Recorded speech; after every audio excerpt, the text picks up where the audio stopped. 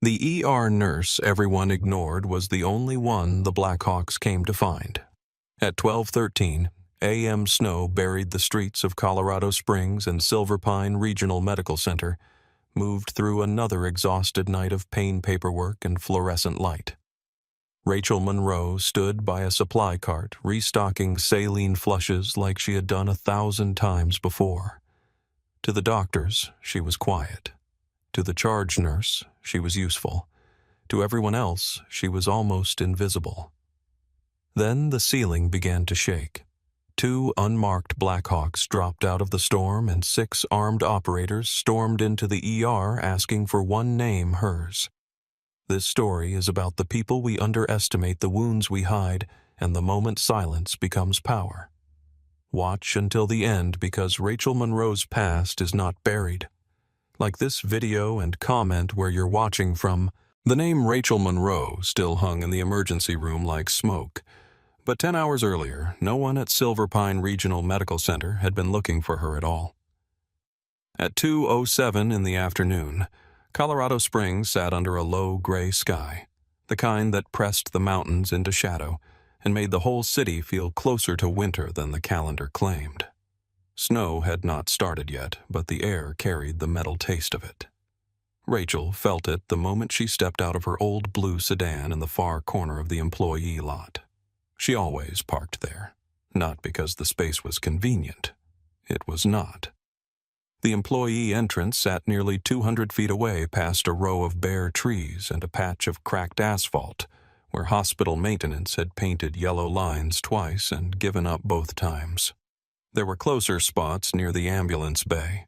Most nurses fought for them when the weather turned bad. Rachel liked the far corner because it had a clean view of both exits. She locked the car, checked the reflection in the driver's side window, and adjusted the collar of her navy scrub jacket. Her hair was tied back tight, no loose strands near her face, no jewelry except a simple watch with a scratched face and a second hand that never stopped moving.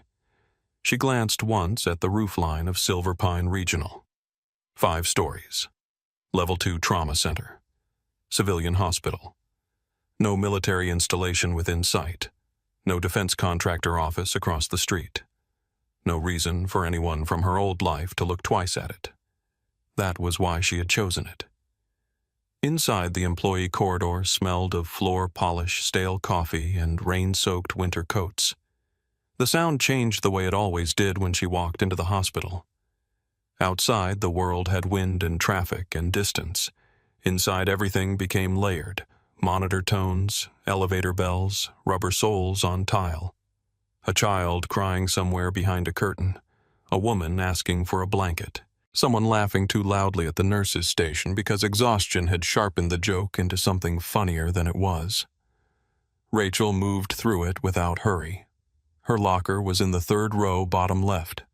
She opened it, placed her bag inside, then checked the side pocket with 2 fingers.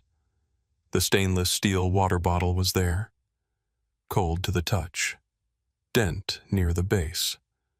Pale blue hospital sticker wrapped around the middle with her initials written in black marker. R.M. To anyone else, it was just a bottle. The kind every nurse carried because there was never enough time to drink from it. The kind that got lost under charts left beside med carts, forgotten in break rooms, borrowed without asking. Rachel touched the cap once, then closed the locker. At the staffing board, charge nurse Linda Carver stood with a clipboard tucked against her ribs. Linda wore her authority the way some women wore perfume, carefully, heavily, and with the expectation that everyone else should notice. She was 52, sharp-eyed, compact, and famous for knowing who was late before they crossed the threshold. Rachel was 7 minutes early. Linda looked at the wall clock anyway. "Monroe," she said. "Room turnover tonight." Rachel stopped beside the board. The patient list was already uneven. Room 5 had an elderly man with chest pain waiting on repeat labs. Room 9 had a teenage snowboarder with a head injury and nausea. Room 12 had a mother of 3 with right lower abdominal pain who had been waiting too long for imaging. Rachel read the board once, not slowly, not obviously.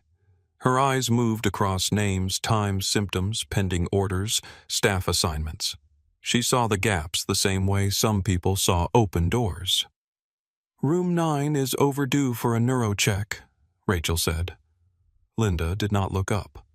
"Dr. Mason has it. Dr. Mason is in procedure room 1. Linda's pen stopped. Her eyes lifted. The expression was familiar. It did not say thank you. It did not even say you are correct. It said Rachel had stepped beyond the invisible line where useful became inconvenient. Rachel Linda said each syllable carefully placed. "I did not ask for a tactical overview. I asked you to turn rooms." The word tactical landed in Rachel's chest with an old weight. Nothing showed on her face. "Understood," Rachel said. She picked up a stack of clean sheets from the cart and walked away. By 3:15, she had stripped and reset rooms 2, 6, and 11. She had changed linens, wiped rails, checked oxygen hookups, restocked emesis bags, replaced the cracked suction tubing in room 6, and reported a flickering overhead light that maintenance had ignored for 3 weeks. No one noticed the suction tubing. That was the point of fixing small things. When done right, nothing happened. At 3:42, a new nurse named Alicia spilled a tray of IV supplies outside the medication room. The sound snapped through the hallway metal and plastic striking tile. Rachel turned before she meant to. Her left foot moved back. Her shoulders lowered. Her eyes went to the nearest exit, then to the hands of every person within 10 feet. Alicia froze with a flush rising in her cheeks. "Sorry," the younger nurse said. "I'm sorry. I just dropped it." Rachel softened her stance before anyone could name what they had seen. "No harm," she said, crouching to help. "Needles first, caps second. Anything that hit the floor goes out." Alicia breathed out too fast and began gathering supplies. "You always sound calm," she said. Rachel placed a contaminated catheter into the sharps container. "Calm is cheaper than panic." Alicia laughed because she thought it was a joke. Rachel let her. "At the nurse's station, Doctor, Evan Pierce held court with 2 residents and the confidence of a man who believed a room improved when he explained it. He was 45, broad-shouldered, clean-shaven, with gray at the temples that made him look less tired than important. He was a good emergency physician. Rachel never denied that. He knew medicine.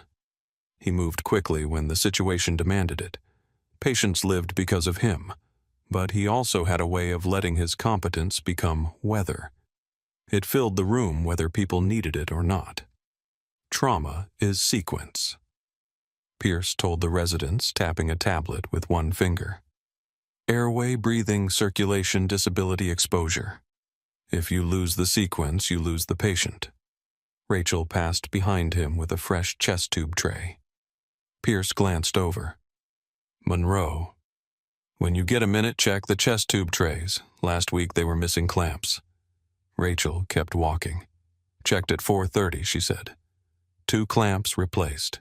Seal packets rotated. Log updated." Pierce paused. One of the residents looked from him to Rachel. "Good," Pierce said. Then he continued talking. No question about how she knew. No thanks. No pause long enough to make the correction matter. Rachel slid the tray into its cabinet. That was Silverpine. Work done before it became visible. Problems solved before they became someone else's story. Credit absorbed into the fluorescent air. At 4:20, Dr. Tyler Mason found her near room 8. He was 29, warm-faced, charming, and still knew enough to believe everyone liked him because he was easy to like rather than because people had chosen to make life easy for him. The nurses remembered his coffee order. Linda gave him the shifts that made sense for a young doctor building confidence. Pierce corrected him with patience instead of bite. Rachel did not resent him. Not exactly.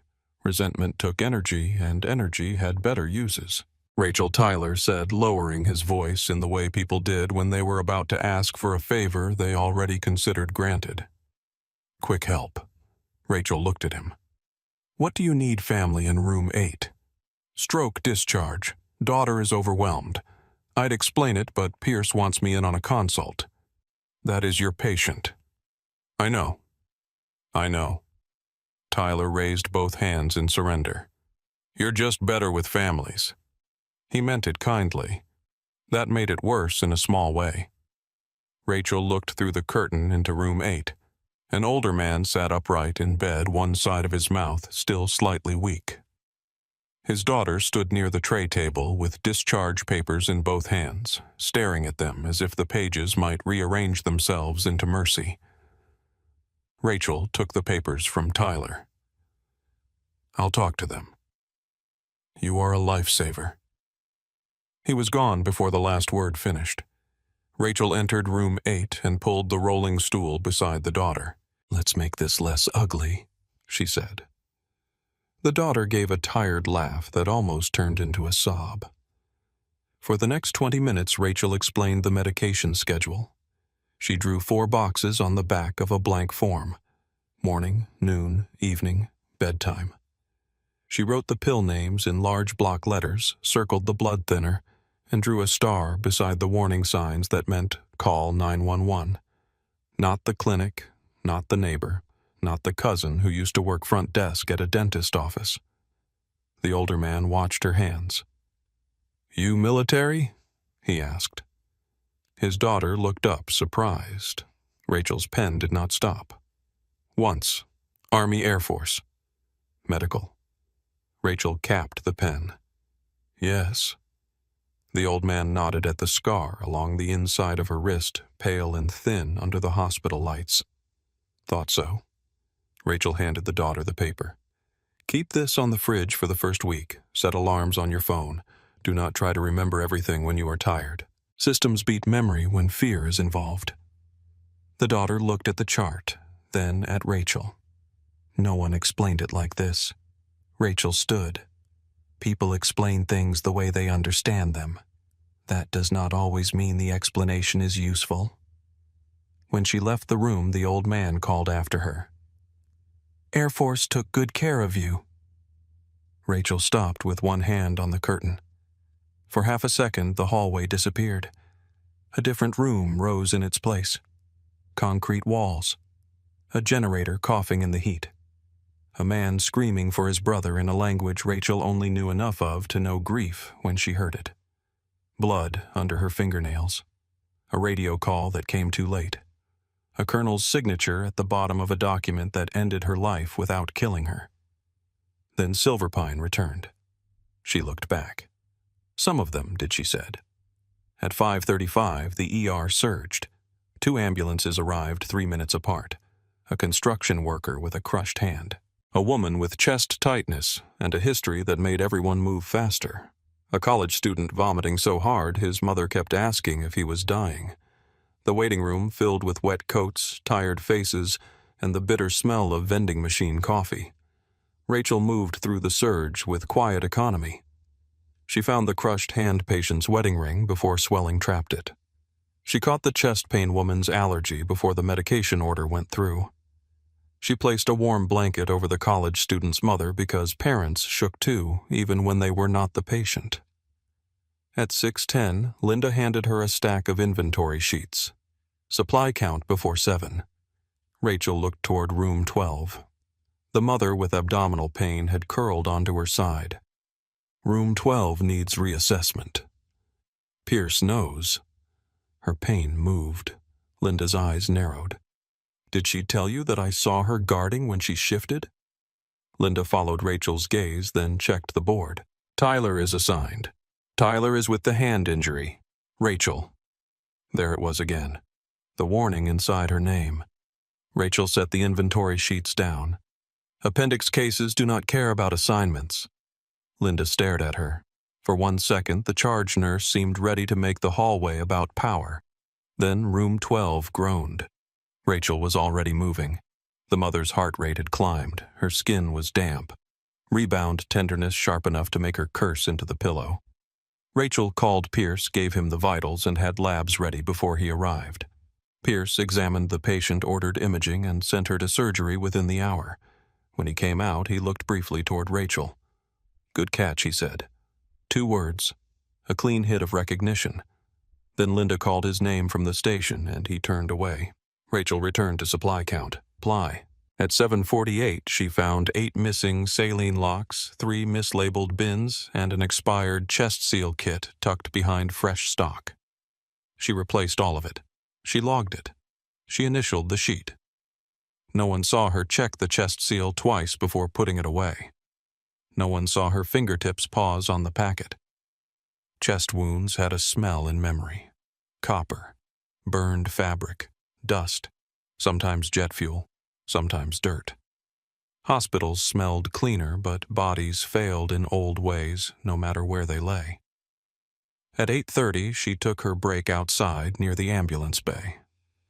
The snow had begun. Soft at first, then steady. The ambulance lights painted the flakes red and blue as crews moved in and out of the automatic doors.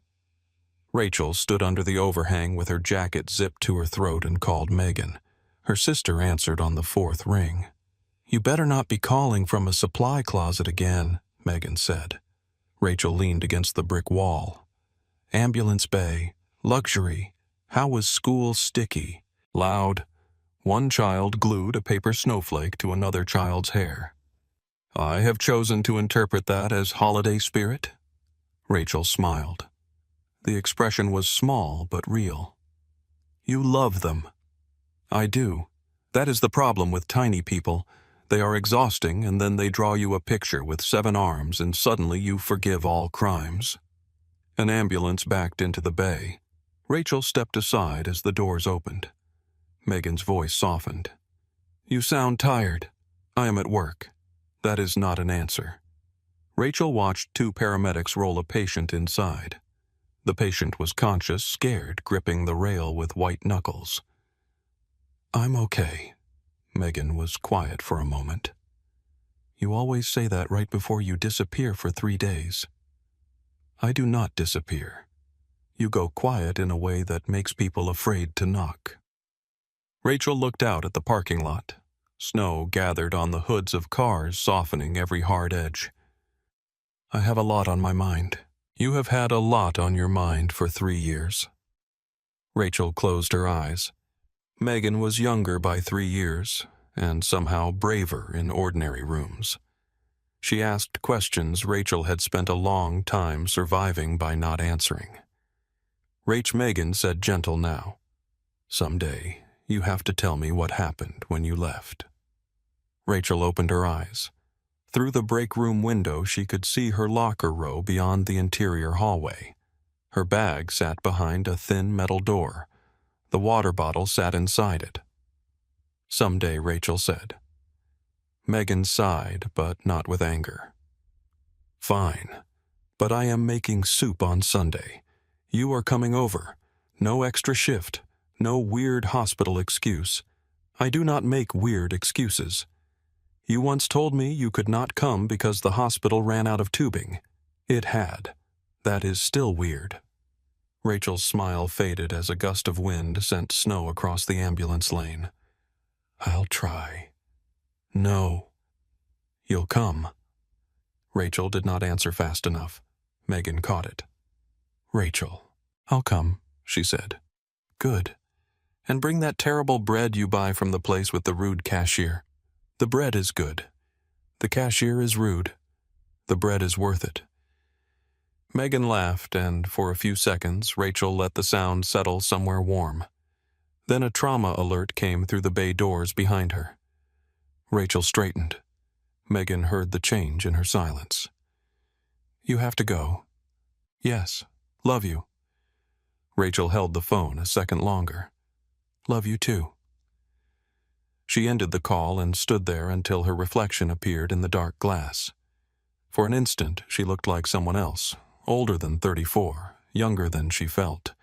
A nurse in navy scrubs with snow in her hair and a past folded so tightly inside her that even breathing around it took practice. Then the doors opened and the hospital took her back. By 9:15, the surge had thinned. The waiting room still held a few patients wrapped in coats, but the worst of the evening had moved into rooms or upstairs. The ER settled into the strange, hollow rhythm that came after chaos. Not peace. Hospitals never had peace. Only intervals. Pierce stood at the nurse's station, charting with one hand and drinking cold coffee with the other. Linda reviewed staffing sheets. Tyler Mason laughed with a resident near the medication room, his voice low and easy. Rachel restocked trauma supplies. She checked the decompression needles. 14 gauge, sealed, accessible. She checked blood tubing. She checked pressure bags. She checked the thoracostomy tray and placed it where her hand could find it without looking. Alicia appeared beside her, holding an armful of blankets. "Can I ask you something?" Rachel continued, counting syringes. "You can." "Why do you let Linda talk to you like that?" Rachel placed the syringes in a clean row. Alicia flushed. "Sorry. That was rude." It was honest. So Rachel looked toward Linda, who was correcting a technician about brake coverage. "Linda likes order. I like patients alive. Most days those goals overlap enough." Alicia frowned. "That is not really an answer." Rachel almost laughed. "Everyone wanted answers tonight. It costs less to be underestimated than to be challenged every hour." Alicia studied her. "Doesn't it get lonely?" Rachel's hand paused over a roll of tape. The answer came too close to the surface. "Yes," she said. Alicia did not know what to do with that. Rachel saved her from trying. "Blankets go in the warmer. Top shelf is empty. Right." Alicia left. Rachel placed the tape in the drawer and closed it. At 10:22, Pierce asked for suture kits. Rachel told him they were stocked. At 10:47, Linda asked why room 3 had not been turned. Rachel told her environmental services was inside and the bed was tagged for repair. At 11:05, Tyler asked if Rachel could help with another family. Rachel looked at him long enough that he changed the question. "I can handle it," he said. "Good," Rachel said. He blinked, then nodded and went. Small victories did not announce themselves. They arrived like a door staying closed against wind. At 11:31, Rachel returned to the medication cart near the main ER bay. The snow had thickened outside the glass. The city beyond the windows was fading into white. Inside, the overhead lights hummed with that particular hospital buzz that lived behind every thought. A monitor beeped in 4-second intervals. Someone coughed behind curtain 4. A vending machine compressor kicked on near the hall. Rachel inventoried saline flushes. 10 per row. 4 rows. She wrote the count on the sheet. Her hand was steady. Then the sound changed. Not loud. Not yet. A vibration traveled through the wall behind the nurse's station. Rachel looked up. No one else did at first. The vibration deepened. Ceiling tiles trembled. A paper cup near Pierce's elbow moved in a tiny circle. Pierce stopped typing. Linda lifted her head. Tyler looked toward the ambulance bay. "What is that?" Alicia asked. Rachel already knew what it was not. Not thunder, not a generator, not a medevac helicopter following normal approach. This sound was heavier. Lower. Closer. Military rotors had a different voice. Once heard in the dark, the body kept the memory even when the mind tried to file it away. Rachel set down the saline box. Her pulse did not spike. It narrowed. The rooftop shook. A patient in the waiting room cried out. The automatic doors shuddered in their frame. Pierce stood. Did dispatch call a flight in? No one answered. Rachel looked toward the stairwell marked Roof Access. The handle moved. Once. Then the door slammed open hard enough to strike the wall. 6 armed men entered the ER with snow melting on their shoulders and blood on one glove. The room froze around Rachel. Every small indignity of the day remained where it was. The sheets, the inventory sheets, Linda's clipboard, Pierce's cold coffee, Tyler's easy smile, Alicia's question about loneliness, all of it stood still under the rotor thunder. The lead operator scanned the room. His eyes passed over doctors, nurses, patients, security. Then they stopped on Rachel. He said her name like a coordinate. Rachel Monroe. Rachel felt the old life open inside the new one. She stepped away from the supply cart. "That's me." The operator's shoulders lowered with relief. "Ma'am," he said, voice rough from cold and urgency. "We need you now." Rachel looked at the blood on his glove, the radio static at his collar, the shape of fear behind his discipline. "How bad?" she asked. The answer came fast, and the ER stopped being ordinary. The answer came fast, and the ER stopped being ordinary. "Penetrating chest trauma," the operator said. "Left side. Secondary abdominal trauma from fragmentation. Blood pressure unstable. Oxygen dropping. Our medic died during extraction." Rachel heard the words, but she did not receive them like everyone else did. Dr. Pierce heard a case. Linda Carver heard a problem. The residents heard danger. Rachel heard a clock.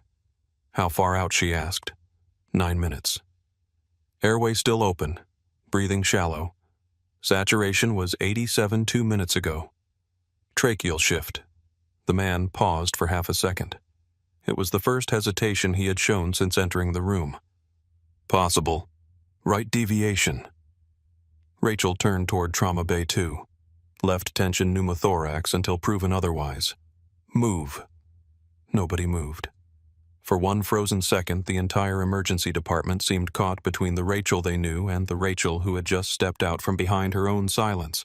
She looked over her shoulder. "If you are waiting for someone to make this official, he will be dead before the paperwork catches up." That broke the room open. Alicia ran for the decompression kit. Linda moved toward the blood refrigerator. One resident knocked over a stool, cursed under his breath, and kept going. Tyler Mason stood near the nurse's station with his mouth slightly open, as if he had missed the page in the script where Rachel Monroe became the person everyone obeyed. Dr. Evan Pierce followed her into Trauma Bay 2. "Rachel," he said, keeping his voice low enough that it sounded professional instead of angry. "I understand you have some field experience, but this is still my ER." Rachel snapped gloves onto her hands. "Then keep it alive." Pierce stopped. For a moment, the only sound between them was the rotor thunder above the building and the plastic stretch of latex over Rachel's fingers.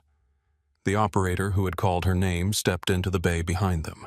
"Master Sergeant Isaiah Briggs," he said. "Patient is Colonel Jack Rourke." Rachel's hands stopped for less than a breath. She knew that name. Not personally. Not exactly. Names moved through classified units like shadows under doors. Some were spoken with contempt, some with fear, some with respect so quiet it became almost religious. Jack Rourke belonged to the third kind. Rachel opened the thoracostomy tray and checked the instruments by touch. What happened? Ambush during mountain extraction. Team was moving through a low visibility route west of Pike National Forest. Route was supposed to be clean. "Supposed to be," Rachel repeated. Briggs did not answer. That told her enough for now. She looked toward the staff filling the doorway. "Alicia decompression kit on my right. Tyler monitor leads and trauma shears. Dr. Pierce airway at the head of the bed. Linda, I need 4 units. O-negative rapid infuser and warming blankets. Someone call surgery and wake up doctor. Serena Vale." Linda appeared at the threshold, blood cooler in hand, anger and fear fighting across her face.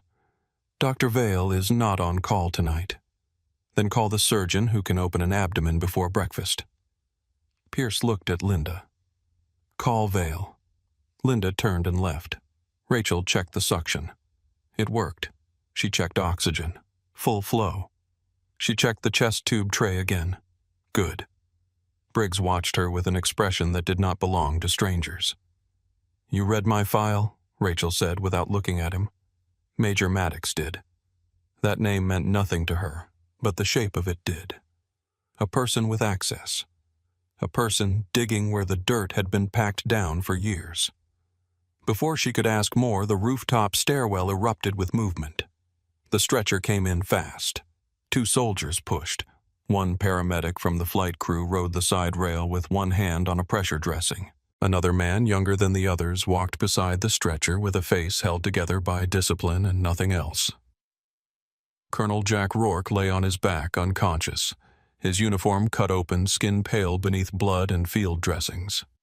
He was built like a man who had spent his life asking his body for impossible things and receiving an answer. Now the body was failing him in public. Rachel moved to his left side before the wheels locked. Transfer on 3. 1, 2, 3. They slid him onto the trauma bed. The monitor leads went on. The numbers appeared. Oxygen saturation 83. Heart rate 132. Blood pressure 68 over palp. Rachel leaned over him, eyes moving, not wandering. Left chest wound below the clavicle. Shallow rise on that side. Neck veins visible. Trachea shifted right. Abdomen packed in 2 places, left upper quadrant soaking through too fast. Blood at the flank. Skin cold. He had minutes. Needle, Rachel said. Alicia placed the decompression catheter in her hand. Pierce was at the head of the bed, jaw tight. I can intubate. Not yet, Rachel said. If we paralyze him before we release the pressure, we may lose him. Pierce looked ready to argue, then saw the tracheal shift. He swallowed the argument. Rachel cleaned the site in 2 fast strokes. Second intercostal space, mid-clavicular line. The bay seemed to narrow around her hand. No desert heat, no aircraft vibration, no screaming radio, no dust, no smoke, just skin ribs pressure angle. She drove the needle in. A hiss cut through the room. It was not loud, but everyone heard it.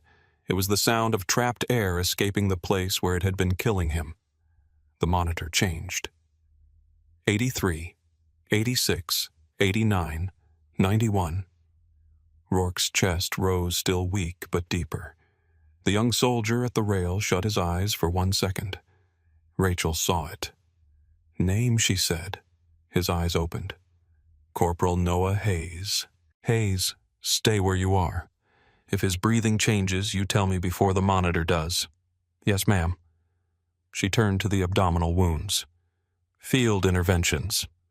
Hayes answered quickly. 2 abdominal wounds packed.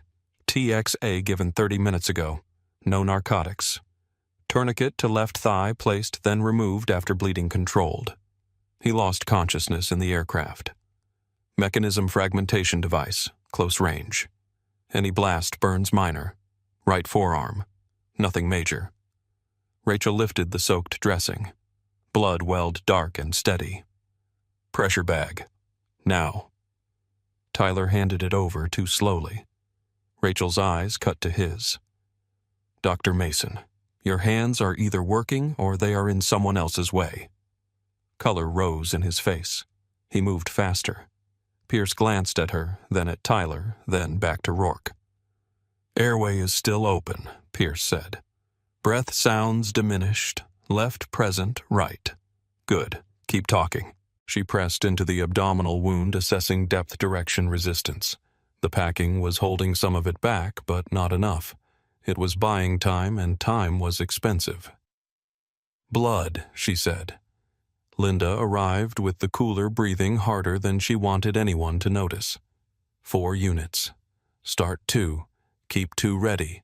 Warm everything going in. Linda opened her mouth, then closed it. She handed the blood to Alicia. Rachel noticed. Fear had improved her. Temperature, Rachel said. Could not get one yet, Tyler answered. Then get one.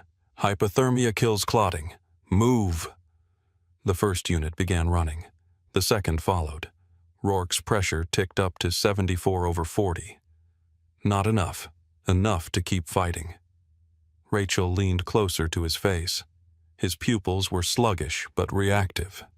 Colonel Rourke, she said, you are at Silver Pine Regional. You are in trauma care. Stay with the sound of my voice." No response. She had not expected one. Some patients heard anyway. Pierce looked down at her hands as she checked the decompression catheter and secured it. "You have done this before." Rachel did not look up.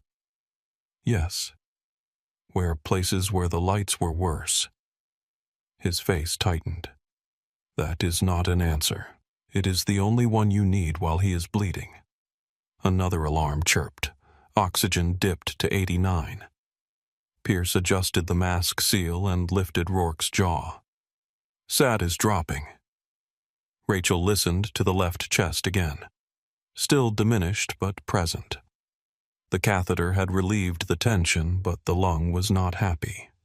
"Prepare for chest tube," she said. "Do not place it unless I say." Pierce looked at her, and there it was, the old reflex of hierarchy rising in his eyes. Then Rourke's pressure fell to 72. Pierce's pride stepped aside. "Tray is ready," he said. Rachel moved to the abdomen again. "Hayes, who else was hit?" The young soldier stared at her. "What?" "In the extraction.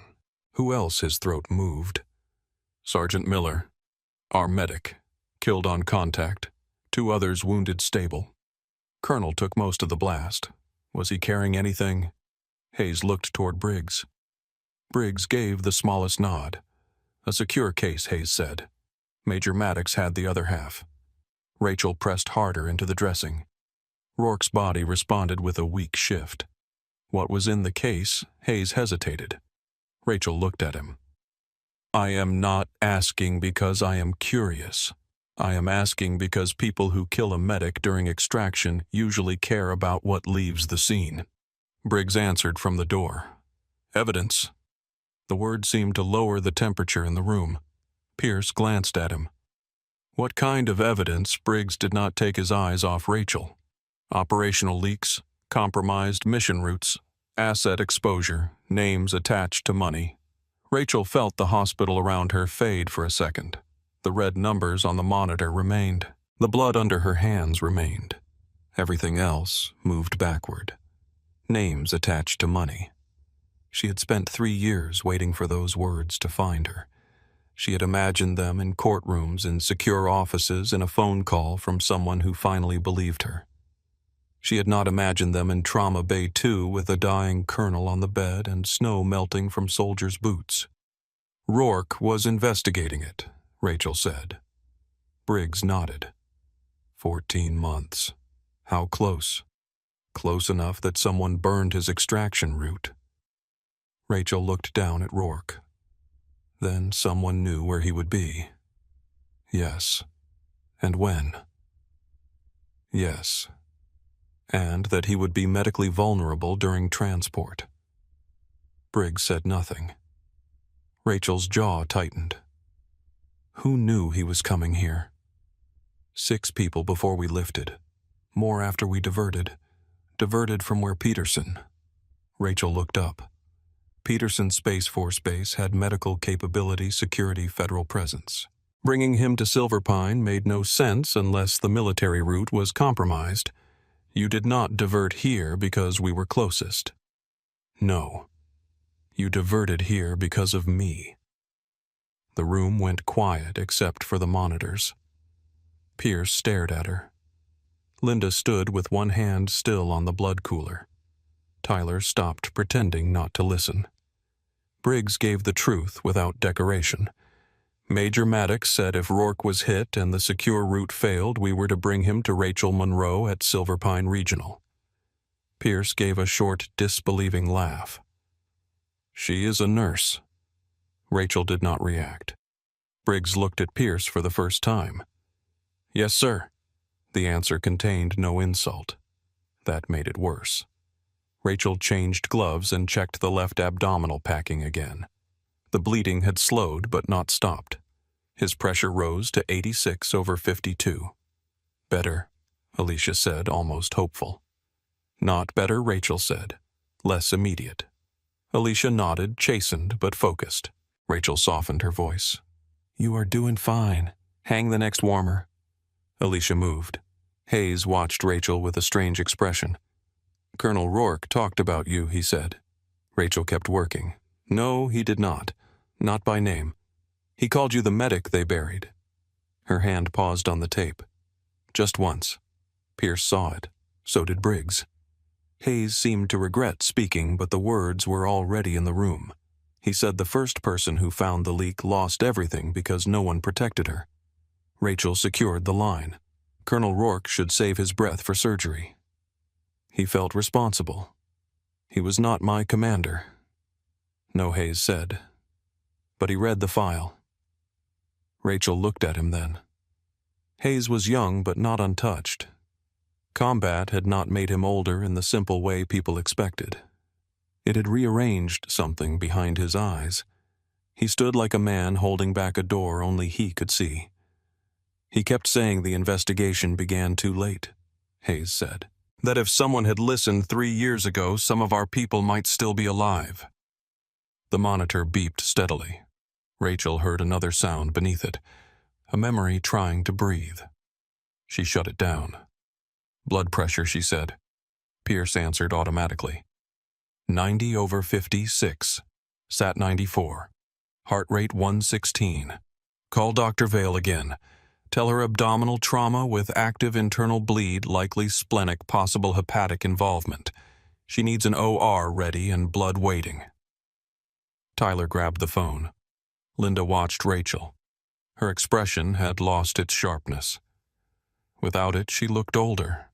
Linda said quietly. "Who are you?" Rachel stripped off a bloody glove. "The nurse on shift." No one laughed. Then the lights went out. Not a flicker. Not a warning dip. Every fluorescent panel in Trauma Bay 2 died at once, and the hospital dropped into black. Someone gasped. A tray clattered.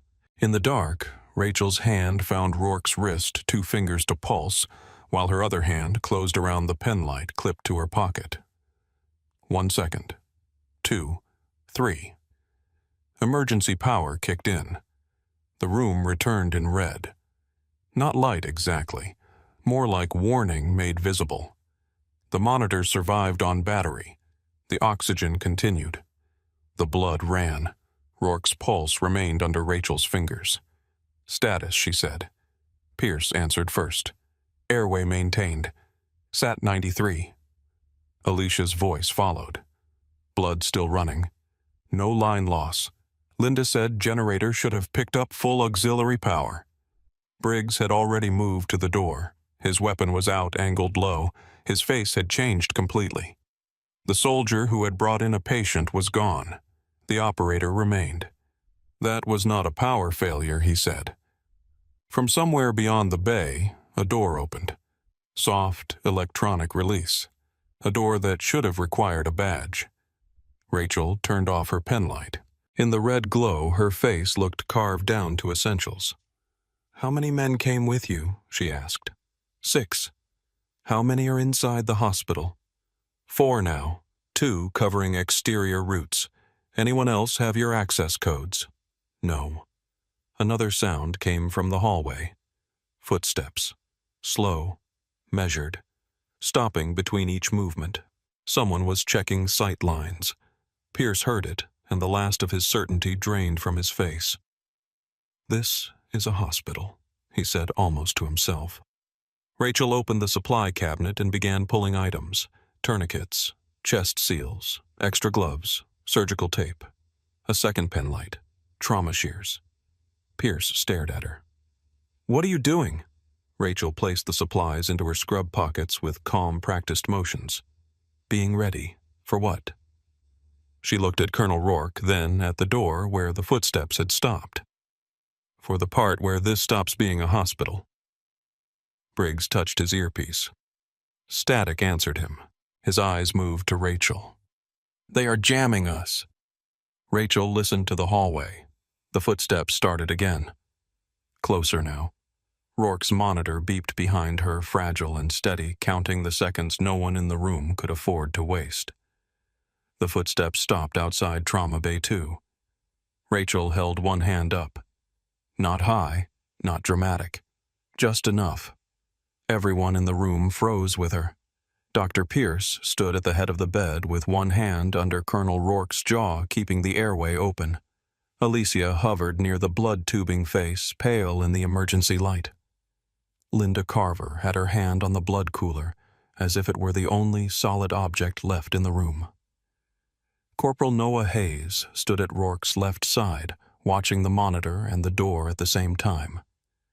Master Sergeant Briggs pressed himself flat against the wall beside the bay entrance weapon, angled low finger indexed along the frame, eyes focused on the seam of the door.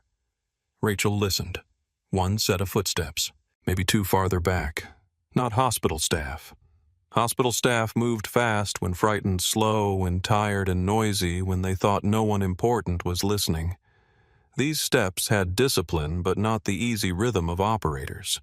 Someone was trying to move like a soldier and not quite succeeding. That mattered. Rachel turned to Linda. "Soft lockdown," she said quietly. Linda blinked. "What?" "Clear the waiting room. Redirect non-critical patients to the north corridor. Keep staff away from the main hall. Do not use the overhead page." Linda looked at her as if habit alone required an objection. "You do not have authority to order a lockdown." Rachel's eyes did not leave the door. "Linda, there are armed people inside your hospital using valid access points during a power failure. You can argue with me later, or you can keep patients away from gunfire." The words landed without heat. That was why they worked. Linda looked at Briggs, then at Rourke, then at the blood pooling in the crease of the trauma bed. Her face tightened with something older than pride. "North corridor redirect," she said. "No overhead page." She turned and moved. Rachel respected that. Linda was difficult political and sharp as broken glass, but she was not stupid. When the room changed, she could change with it. The footsteps outside resumed, then faded. Briggs listened until they were gone. "They are probing," he said. "How many unknown? My team is split. Communications are jammed." Rachel looked toward the red glow spilling under the door. "They know the building, or someone gave them the map." The sentence found an old place inside her and pressed there. Rachel looked back at Rourke. "Tell me what this is." Briggs turned just enough to see her. "You already know part of it." "No," Rachel said.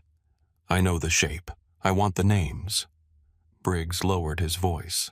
Colonel Rourke was running a counterintelligence investigation into compromised special operations routes, mission windows, evacuation points, asset locations, medical extraction timing.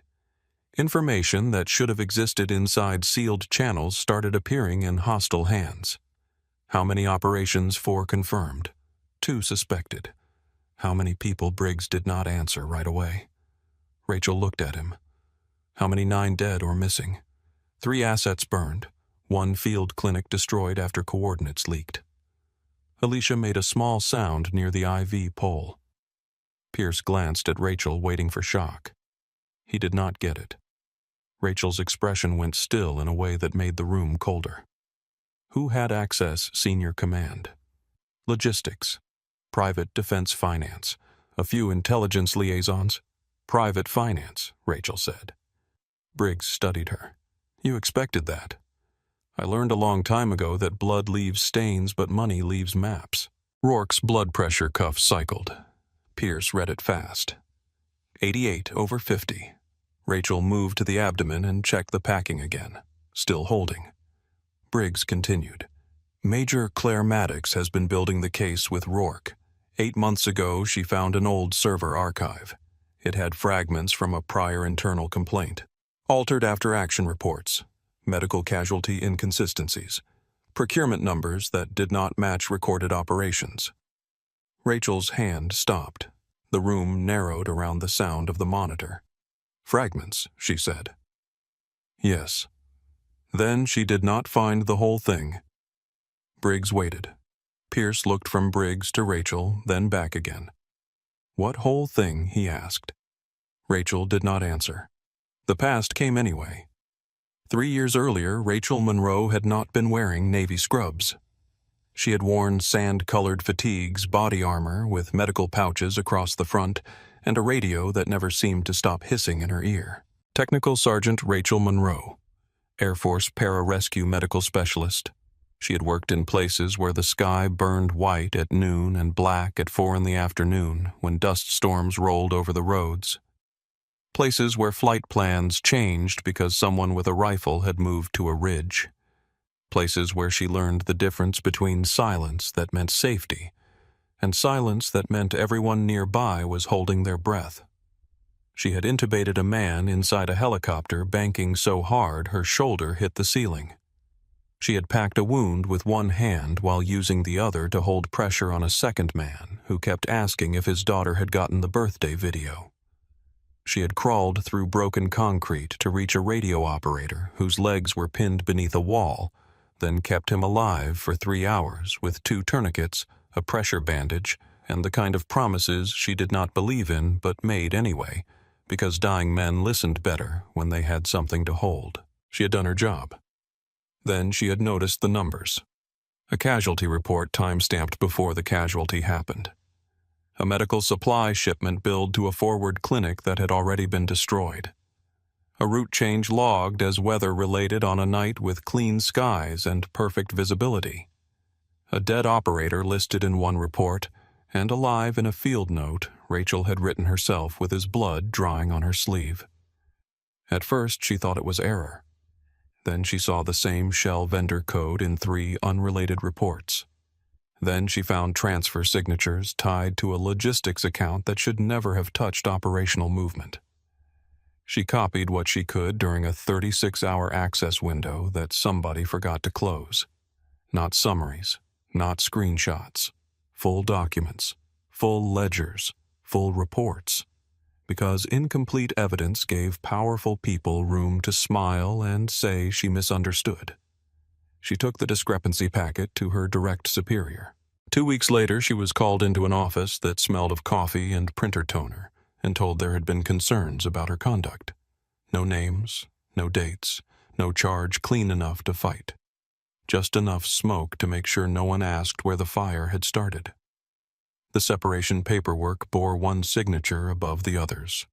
General Martin Kessler. Rachel had looked at that signature for a long time. Then she packed one duffel bag, left base housing before sunrise, and drove east with a stainless steel water bottle in the passenger seat and the real archive hidden where no inspector had thought to look. The trauma bay door opened. Not all the way. Just enough. Briggs' weapon came up. The man who entered did not raise his hands at first. He did not need to, or thought he did not. He wore a charcoal overcoat, dark slacks, and polished shoes wet with melted snow. He was in his late 50s, silver-haired, broad through the shoulders, with the contained confidence of someone who had spent a lifetime entering secured rooms and being thanked for it. His eyes moved first to Rourke, then to Rachel. Something like satisfaction crossed his face. "There she is," he said. Rachel did not move. Pierce saw her face and understood before anyone spoke that the man in the doorway belonged to the part of her life nobody at Silverpine had been allowed to touch. Briggs stepped forward. "Identify yourself." The man smiled with the faint patience of authority humoring procedure.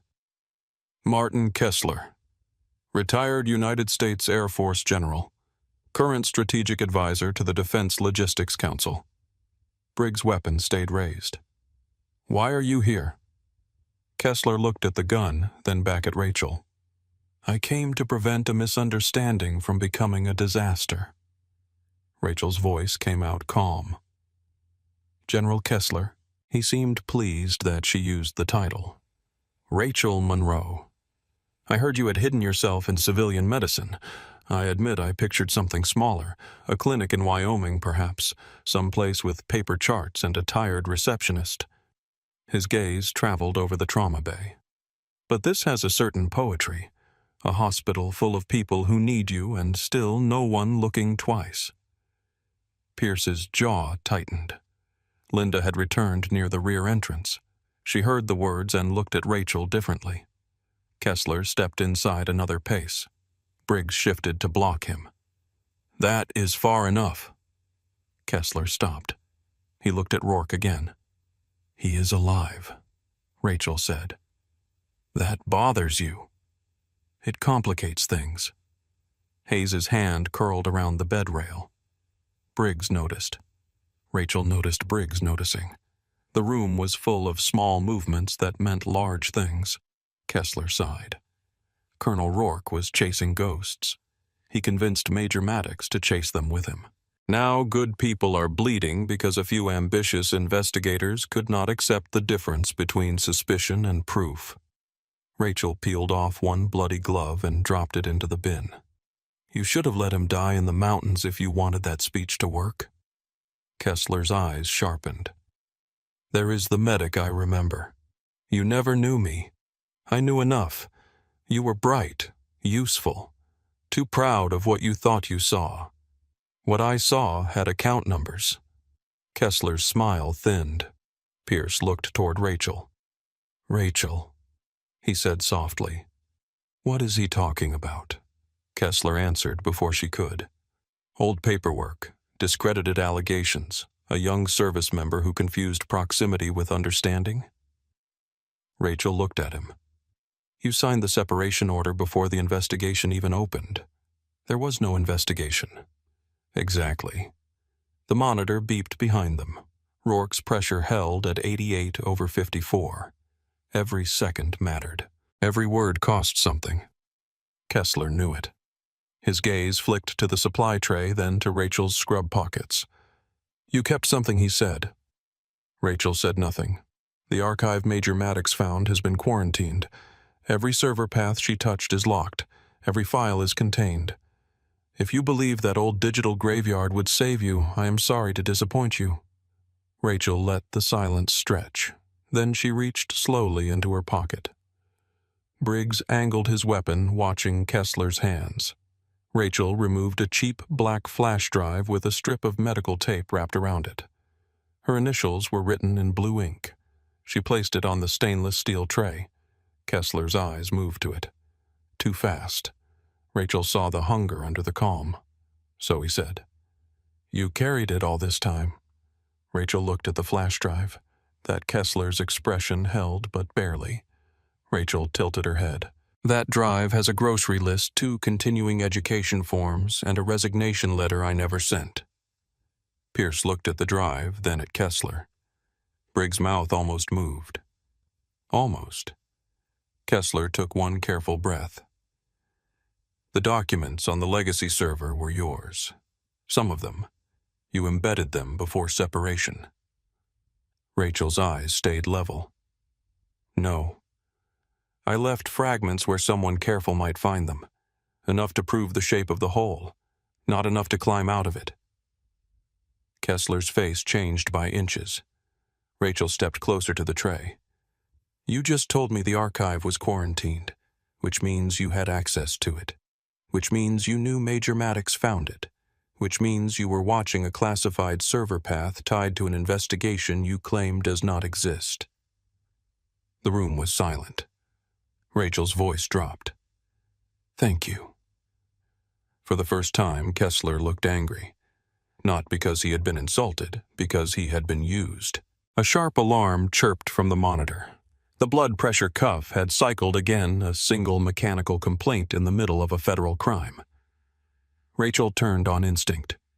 Reading. Pierce looked down. 86/50. Increase warming. Keep the blood moving. The moment was 4 seconds. Kessler used all 4. He moved not toward Rachel, not toward the flash drive, but toward Pierce. Fast enough to reveal the soldier under the overcoat.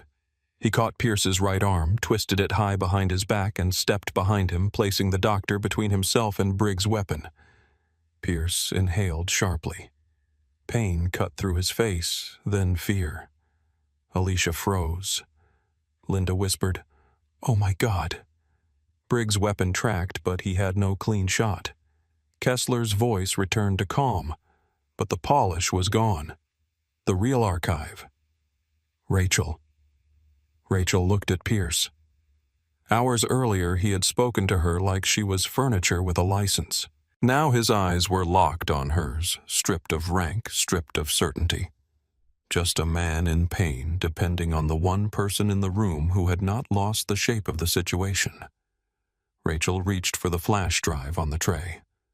Kessler tightened his grip on Pierce. Pierce made a sound through his teeth. Rachel stopped. Let him go. The archive. You think I would bring the real evidence into the open because you twisted a doctor's arm? I think you care about lives more than leverage. Rachel's eyes did not leave his. That is why you keep losing track of the math. Kessler's nostrils flared. Then another sound came from the corridor. Boots, multiple sets. Fast now. Not probing. Advancing.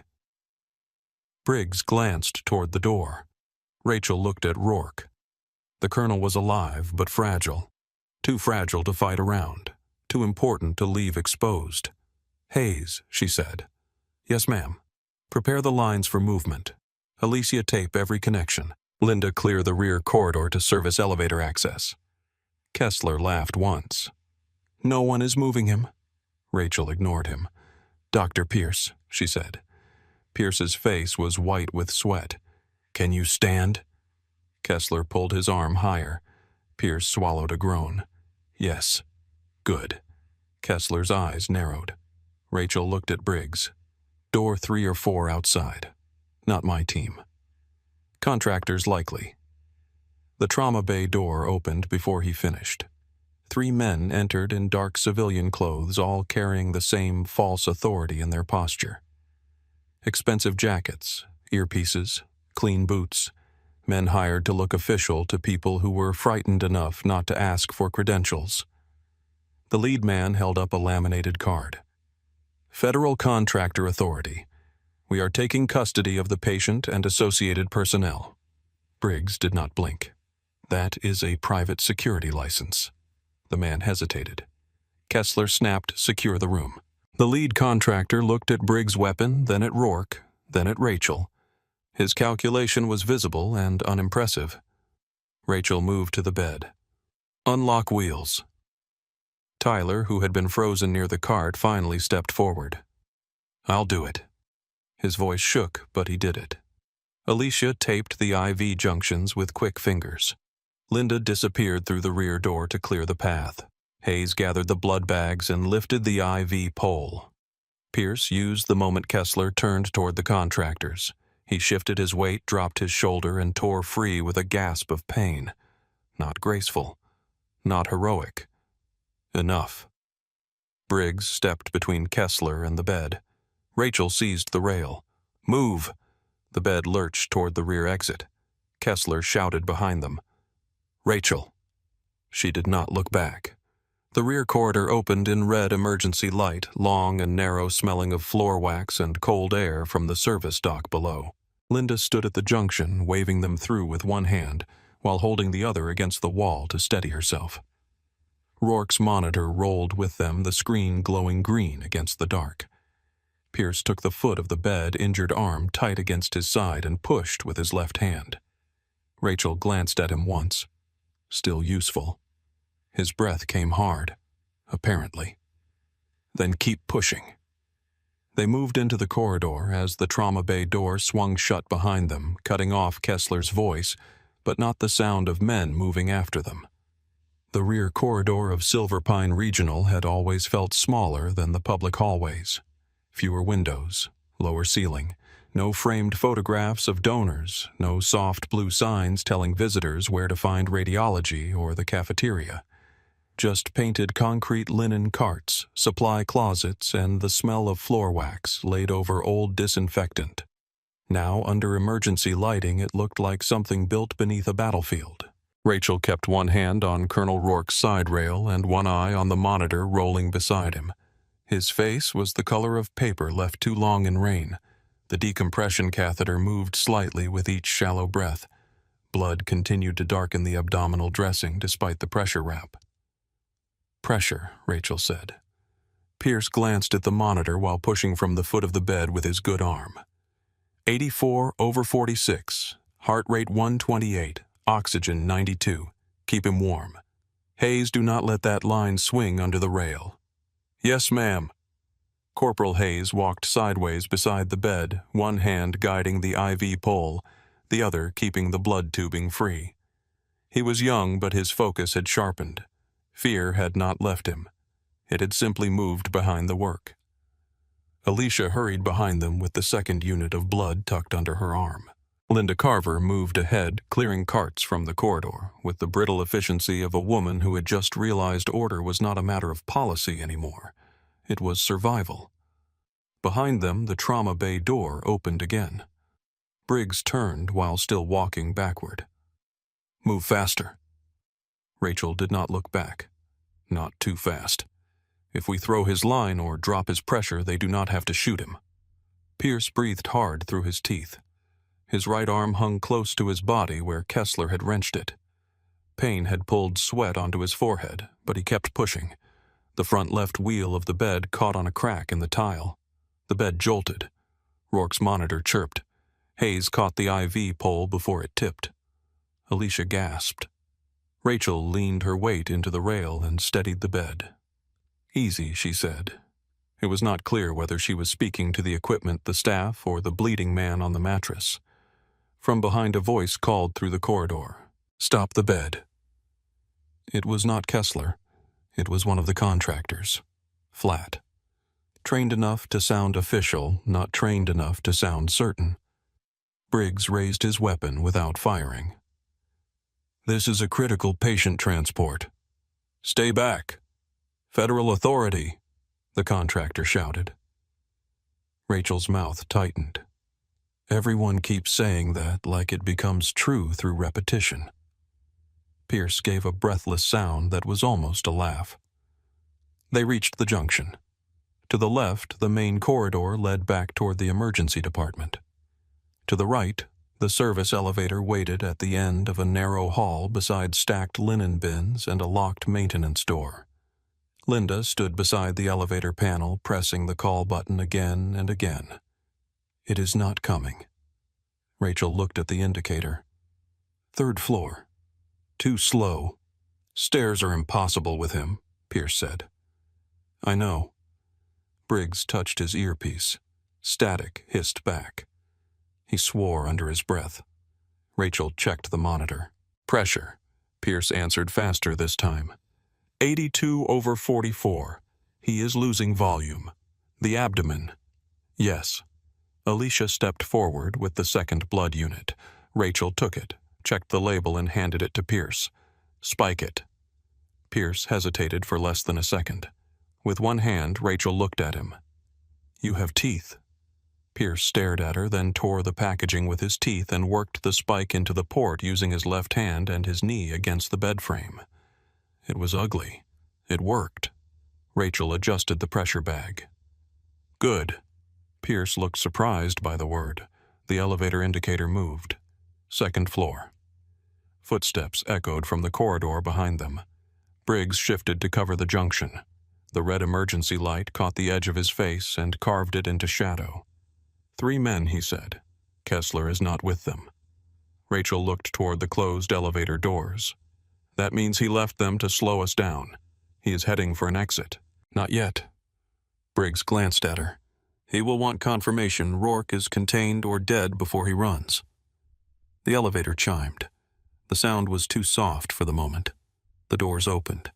Inside stood an elderly hospital volunteer in a pink vest, clutching a stack of discharge folders against her chest. She stared at the blood, the weapons, the bed, and Rachel. For 1 second, no one spoke. Then Rachel said, "Ma'am, I need the elevator." The volunteer stepped out so quickly the folders spilled across the floor. Linda grabbed her by the shoulders and guided her behind the linen cart. Stay down. Do not move. They pushed the bed in. The front wheel caught at the threshold. Lift, Rachel said. Pierce pushed. Hayes pulled. Alicia shoved the IV pole in at an angle. Briggs backed in last weapon, still pointed toward the corridor. The contractor team reached the junction as the doors began to close. One man raised his weapon. Briggs fired once. The shot struck the wall beside the man's shoulder, sending sparks and plaster into the red light. The contractor ducked back. The elevator doors sealed. For 3 seconds, the only sounds were Rourke's monitor Pierce's breathing and the wet tap of blood falling from the underside of the bed onto the elevator floor. Alicia stared at the blood. Rachel saw her starting to drift. "Alicia." The younger nurse looked up. "Look at me." Alicia did. "Count his respirations." Alicia swallowed and leaned toward Rourke. 1, 2, 3. The task pulled her back. Pierce rested his left hand on the bed rail. His face was gray now, partly from pain, partly from shock, partly from the collapse of every assumption he had brought to work that night. "The real evidence," he said quietly. "Is it in the hospital?" Rachel watched the elevator numbers climb. "Yes. On you, no. Do they know that? They know I am careful. That is enough to make them dangerous." Hayes looked at her. "Where is it?" Rachel met his eyes. "Somewhere no one important ever looks." The elevator reached the surgical floor. The doors opened onto a brighter hallway running on partial backup power. The surgical wing had its own generator feed, and the lights there glowed weakly but steadily. It made the space feel less like a battlefield and more like a hospital pretending it had not heard the gunshot downstairs. A woman in green scrubs stood near the double doors to operating room 2. Dr. Serena Vale. She was 50, compact with dark hair pulled into a knot, and eyes that took in the entire scene before any part of her face reacted. She had been woken from sleep, but there was no softness left in her. "Tell me," she said. Rachel pushed the bed toward her. Male 53, penetrating left chest. Trauma tension pneumothorax relieved by needle decompression in the ER. Secondary abdominal fragmentation. 2 packed wounds. Active internal bleed, suspected. Left upper quadrant rigidity and flank blood suggest splenic injury, possible hepatic involvement. 2 units. O negative running third ready. TX.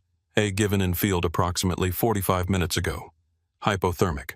Pressure unstable but responsive to volume. Airway maintained. Dr. Vale listened without interruption. When Rachel finished, Vale looked at Pierce. Anything to add? Pierce shook his head. "No." Then, after a beat, he said, "She covered it." Vale looked back at Rachel. "Good decompression. Immediate improvement. Any allergies? Unknown." "Time from injury." Briggs answered from behind her. "Approximately 1 hour and 20 minutes. Vale nodded to her team. "Move him. I want blood in the room suction-ready chest tube tray open, abdomen prepped wide." The surgical team took the bed through the double doors. Hayes tried to follow. A nurse blocked him. "Sir, you cannot go in." Hayes looked lost for the first time since the elevator. Rachel stepped beside him. "He goes as far as the scrub line," she said. Then he stops. The nurse looked at Dr. Vale. Vale nodded once. Hayes followed to the threshold and stopped where Rachel told him to. Rourke disappeared into the operating room under white light. The doors swung closed. Hayes stood staring at them. His hands were empty now, and that seemed to frighten him more than the blood had. Rachel stripped off her gloves and dropped them into a bin. Her hands were red at the edges, clean in the creases where the gloves had held. She walked to the scrub sink and turned on the water. The motion steadied her. Water, soap, 30 seconds. A ritual built for infection control, useful for memory control. Behind her, Pierce leaned against the wall, still cradling his arm. Alicia sat down hard on a bench, then immediately looked ashamed for doing it. Linda stood with her clipboard gone, her hands open at her sides as if she did not know what they were for without paper in them. Briggs moved to the stairwell door and listened. No footsteps. Not yet. Rachel turned off the water. Hayes was sitting on the floor now, back against the wall, forearms resting on his knees. His eyes had fixed on a point near the baseboard. Rachel sat across from him on the bench. Not because there was time, Because sometimes 30 seconds of sitting kept people useful for the next 30 minutes. "He has a chance," she said. Hayes looked up. "You said that like you measured it." "I did." "How much of one?" Rachel leaned back against the wall. "Enough that I would not waste energy mourning him yet." Hayes almost smiled, but it failed halfway. "He is the best commander I ever had." Rachel said nothing. Hayes looked toward the operating room doors. "He remembers names." "That sounds stupid unless you have served under men who call you by rank even after 2 years. He remembered my sister had a baby. He asked about my certification exam. He wrote letters when Miller's father died." His voice thinned on the medic's name. Rachel let the silence hold. Hayes wiped at his face, once angry at the motion. "He talked about you." Rachel looked at him. "I told you that already. You said he talked about a medic. He knew it was you by the time Major Maddox found the archive. He read everything. He said you were the first proof that the leak was not a theory. You were the beginning." Rachel looked down at her hands. The skin around her knuckles was rough from washing. "I was a loose end," No Hayes said. "You were a witness they failed to kill." The stairwell door opened. Briggs turned weapon halfway up before he recognized the person coming through.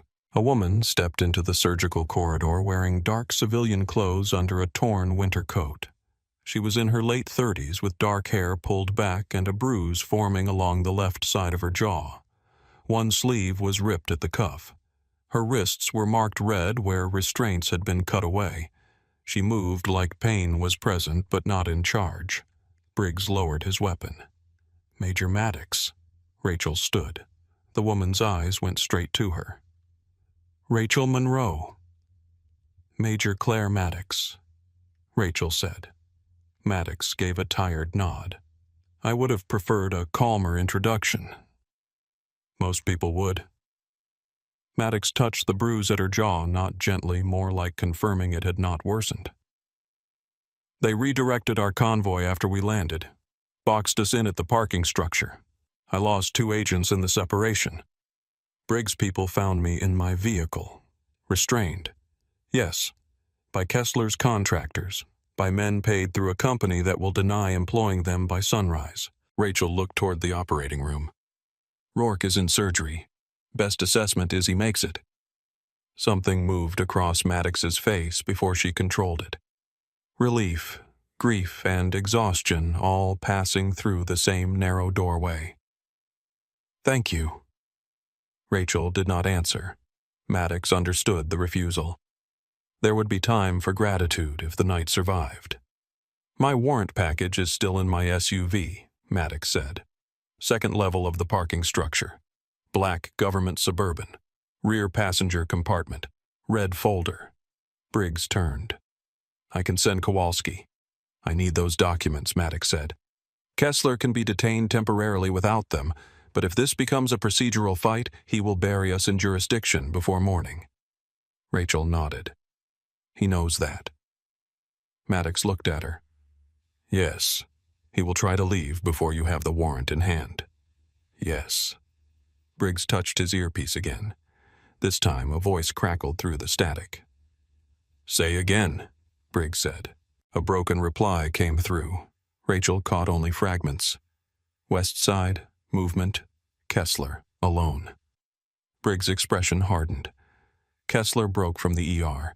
He abandoned the contractors and is moving toward the west exit. Diaz has eyes on him, but he is alone. Maddox took one step toward the stairwell. Rachel caught her arm. "You need the warrant." Maddox's eyes flashed. "He cannot leave. If you grab him now without the documents, he becomes a victim of military overreach inside a civilian hospital. He will be on television by breakfast talking about rogue operators and confusion during a power failure." Maddox pulled her arm free, but she did not move. Rachel continued. "Get the warrant. Secure the chain of custody. Make him boring on paper. That is what men like him fear." For a second, Maddox looked at her as if seeing not the nurse, not the old file, but the woman who had spent 3 years thinking through every way powerful men escaped. "You should have been in that investigation from the start," Maddox said. "I was." Maddox held her gaze. Then she turned to Briggs. "Send Kowalski and Hayes to my vehicle. Second level, rear passenger compartment, red folder. There is a biometric lock with a manual code." She pulled a folded slip of paper from inside her jacket. It was damp and creased but intact. Hayes stood. "I can go." Rachel looked at him. "Can you run after everything that happened?" "Yes, ma'am." "Then run smart. Do not run blind." Hayes nodded, took the paper, and followed a soldier named Kowalski through the stairwell. Briggs remained by the surgical doors. Maddox looked toward Rachel. "Where is the drive Rachel said safe?" "That is not an answer. It is the one I have kept for 3 years." Maddox almost smiled, but there was too much blood in the night for it. "The archive we found was incomplete. It was meant to be. We had altered reports, casualty conflicts, movement discrepancies. Enough to reopen questions. Not enough to tie Kessler directly to the transfer network." Rachel said nothing. Maddox lowered her voice. "The money trail is missing." Rachel met her eyes. "No, you are missing it." Maddox went still. Rachel looked toward the stairwell where Hayes had vanished. "The archive you found was bait. If someone locked it down, I would know they were still watching. Kessler told me it was quarantined. He confirmed access. Maddox absorbed that. You used yourself as a tripwire. I used what they already thought I was. A disgraced medic. An invisible nurse." Pierce, still near the wall, looked down. The words had not been aimed at him, which made them harder to hear. Briggs's radio crackled again. His head tilted as he listened. "Diaz says Kessler is held at the west lobby. No contact yet. He is stalling." Maddox checked her watch. "How long until Hayes reaches the SUV? 4 minutes if clean. Longer if the contractors moved into the garage." Rachel looked at the operating room doors. Rourke was beyond them.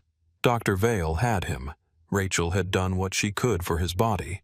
The rest of him now depended on keeping the men who wanted him dead from walking away. "I will go down," Rachel said. Maddox turned sharply. "No. Diaz is alone. He is trained. So is Kessler. And Kessler will not shoot a federal operator if he can talk his way past him. He will talk. He will delay. He will look for the weak seam." "And you think that seam is you?" Rachel looked toward the stairwell. "No, I think he does." Maddox stepped closer. "Rachel, you are carrying the central evidence in a federal investigation. I am carrying trauma shears and hospital tape. The evidence." Rachel's face did not change. "Kessler does not know where it is." "That does not make you safe." "No," Rachel said. "It makes me useful." Pierce pushed away from the wall. "I am coming with you." Rachel looked at his injured arm. "You can barely move. I can walk. You can also stay here and be a physician if Rourke crashes in surgery." Pierce looked toward the operating room. The argument died there. Alicia stood too. Rachel shook her head before she spoke. "No." Alicia's face tightened. "I can help. You already did. Now help here." Linda stepped forward. "I will keep the surgical hall clear." Rachel looked at her. Linda seemed embarrassed by the offer, as if usefulness without control was unfamiliar. Rachel nodded once. "Good." She turned and entered the stairwell. The stairwell was colder than the hospital halls. Emergency strips glowed red along the lower wall. Concrete steps dropped in square spirals toward the main floor. Rachel descended fast, but not recklessly. She had learned a long time ago that arriving breathless made you slower when speed finally mattered. Her left hand skimmed the rail. Her right stayed free. Second landing. First landing. A sound drifted up from below. Voices. One calm, one controlled. Both dangerous in different ways. Rachel opened the stairwell door onto the main floor. The west corridor stretched ahead, dim and mostly empty. Linda's soft lockdown had worked.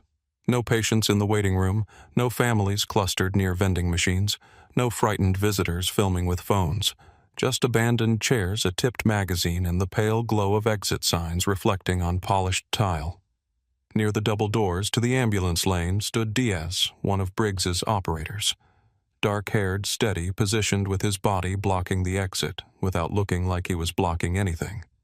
6 feet away stood General Martin Kessler. His overcoat was gone now. His shirt sleeve was rolled slightly at one wrist. He looked less polished than he had in the trauma bay, but not defeated. Men like Kessler carried defeat poorly. They converted it into grievance before it could touch them.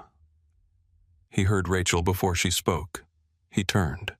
For a moment, the lobby held all three of them in silence. Snow battered the glass doors behind him. Kessler looked her over. "The drive is not on you."